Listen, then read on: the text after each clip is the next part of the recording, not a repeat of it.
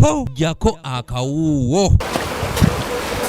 Sabbiiti eno ekitongole ekivunanyizibwa ku byenjigiriza mu ggwanga kyavayo ne kirabula bannannyini masomero obuteetantala kuwummuza bayizi ng'ebbanga eryalaganibwa ery'olusoma olusooka nga terinnaba kuggwako erya sabbiiti 14.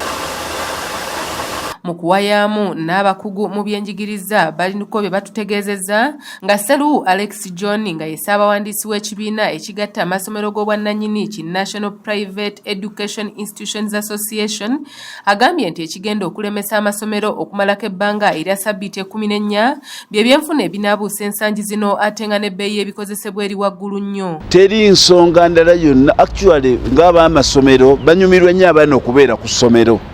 Teri nsonga ndala yonna eremesezza b'amasomero kumalako ttaamu mu bulambalamba nga bwe yateekebwateekebwa ekitongole ky'ebyenjigiriza. Wabula ebyenfuna kubyamu akafaananyi omuti gwa sabbuuni otwatandikira ttaamu gwali ku 3,500 olwali guli ku mutwalo.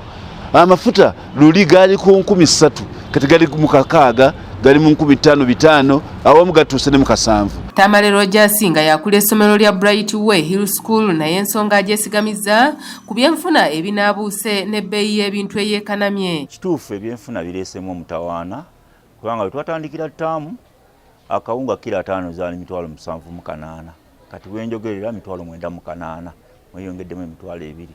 Butto yesoogera kati weekanga nga amazima googera abasomesa olina obbasasula renti ate ebintu byo birinnye ate zo fizi tezeyongera ate n'abazadde baffe amazima googera kati ngaffe wano abasinga be bamu be bagoba ku street. Bano batulambululidde engeri gye balabamu olusoma olugenda okuddako singa ebyenfuna binaba bisigadde nga bwe biri nga n'ebbeeyi ebikozesebwa ekyali waggulu. Ndaba nga bajja kubaawo obuzibu era kati abamu we twatusokola ebigezo waliwo abatakoze bigezo olwokuba ssente zigaanye.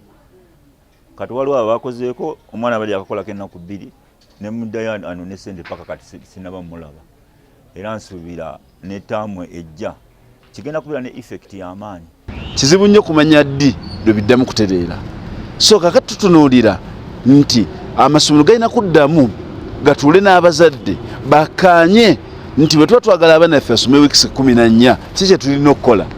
Twongeremukko kano akasobola okubeesabeesawo abaana baffe naye nga si kakunyigiriza muzadde si kakunyigiriza ssomero. Mu sabbiiti y'emu eno ekitongole ekivunaanyizibwa ku bigezo mu ggwanga ki Uganda National Examinations Board kyategeeza ng'amasomero bwe gatalina kusaba bayizi ndagamuntu z'abakadde baabwe okusobola okubawandiisa era nga kino bano bakiwagidde wabula ne basaba okukkirizibwa okwongezaamu akasente akasaamusaamu mu bazadde ze bagenda okusasula okusobozesa okuyambako amasomero mu kuwandiisa abayizi abagenda okutuula ebigezo.